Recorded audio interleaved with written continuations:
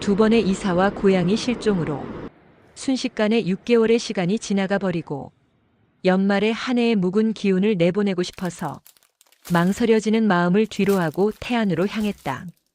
연말이 며칠 안 남기도 했고 오랜만에 영하로 떨어지지 않는 포근한 날씨였다.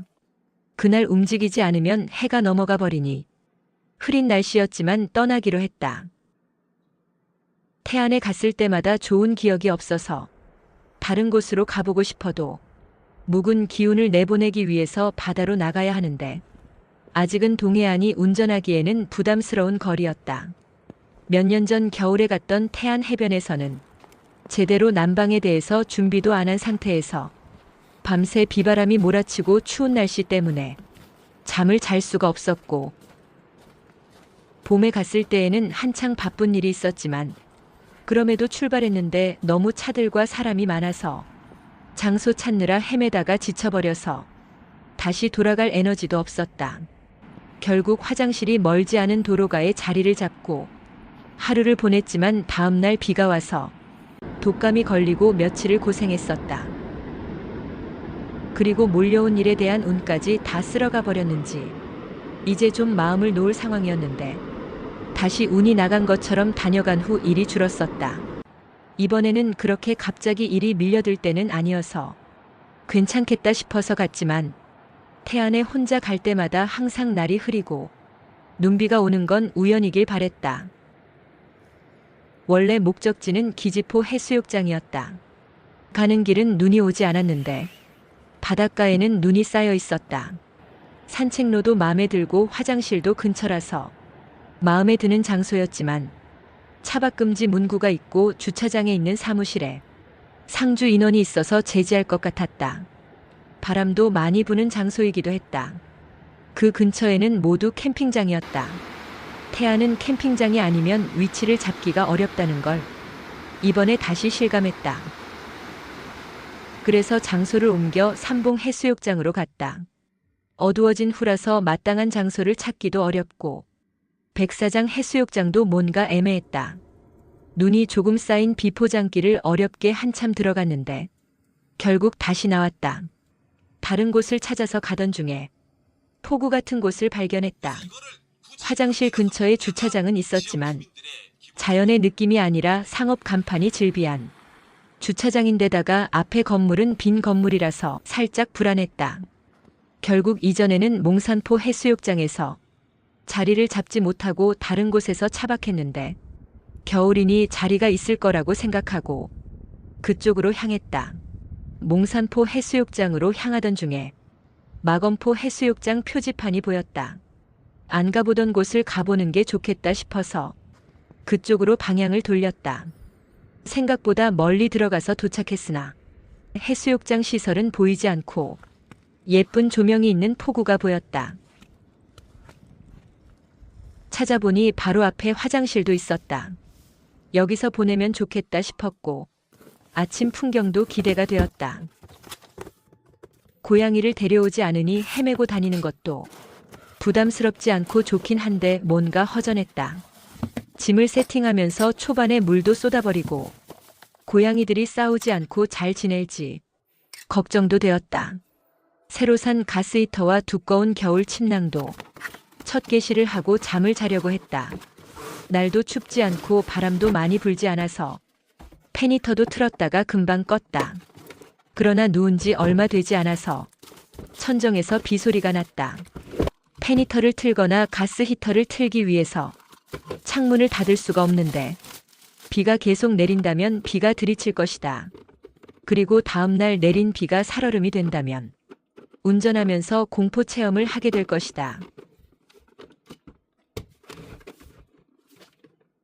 고양이가 있었다면 의지라도 되고 또 운전을 장시간 하게 되면 고양이가 스트레스를 받으니 그냥 어떻게든 하루 머물렀겠지만 처음부터 물 쏟고 먹던 스프도 쏟고 비까지 오니 갈등이 생겼다.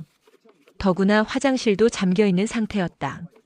다른 차박하는 차량도 없는 데서 혼자 비오는 바닷가 항구에서 보내는 게 괜찮을까 싶은 생각이 들었다. 결국 늦은 시간인데 그냥 집에 가기로 했다. 기대했던 아침 풍경을 보지 못해서 아쉽기는 했지만 어느새 짐을 싸고 있었다. 집에 오니 3시가 넘는 시간이었다.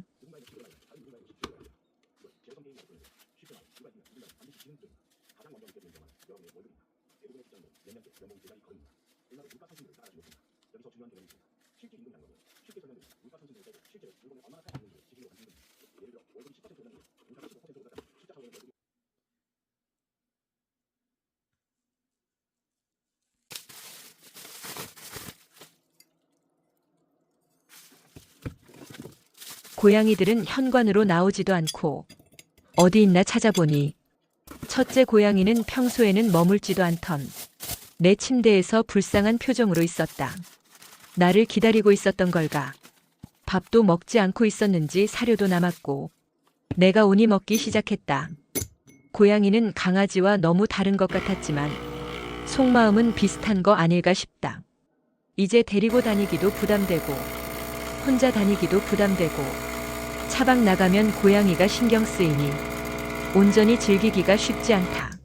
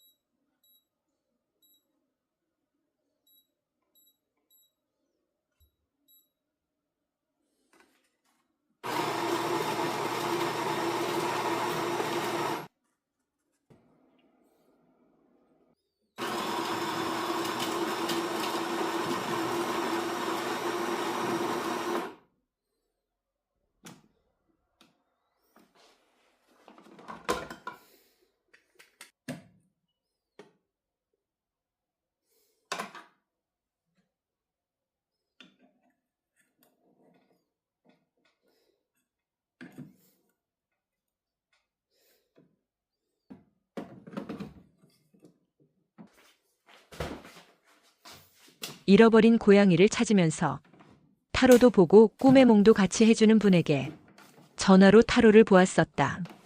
꿈의 몽은 아이는 그곳에 있고 살아있지만 상태가 안 좋다고 했었고 꿈은 안 좋은 꿈이어서 찾을 수 없을 거라고 했었다. 잃어버린 곳의 현지인도 아직 못 찾았으면 길냥이들에게 밀려서 당하거나 들개들에게 당해서 가망이 없으니 포기하라 했었다. 그 상황에서도 마지막으로라도 최선을 다해보자고 탐정에게 의뢰하고 탐정도 찾을 가망이 희박하다고 찾는 방법만 알려줘서 운에 맡기는 수밖에 없었다. 그러다가 첫째 냥이가 집에서 이사 온 후에 한 이상행동이 떠올랐다. 소변 테러도 그렇고 이사한 첫날에 집을 나가서 복도에서 발견된 것도 그랬다. 아무래도 첫째가 무언가 불안해할 만한 것이 이 집에 있었을까 싶은 생각이 들었다.